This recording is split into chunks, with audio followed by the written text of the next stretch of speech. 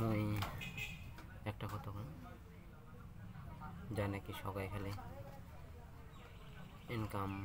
Income করে থাকে Facebook Instagram YouTube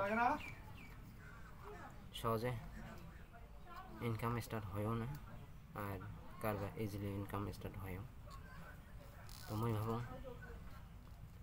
যদিও তুমি ফেসবুক ইনস্টাগ্রাম ইউটিউব থেকে ইনকাম করবে চান তো তোমরা বলে খালি তোমার ভিডিও বানা লাগবে।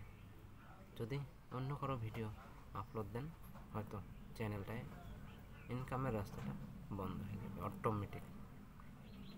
মুই আজি বহু চ্যানেল মানে শিখলাম যা বেলেগের ভিডিও আপলোড দিয়ে কী হয়।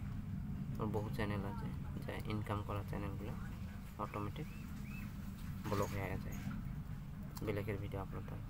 তো তোমরা ওগুলা যদি ইনকাম করিয়ে রাখতে চান তো খালি তোমার ভিডিও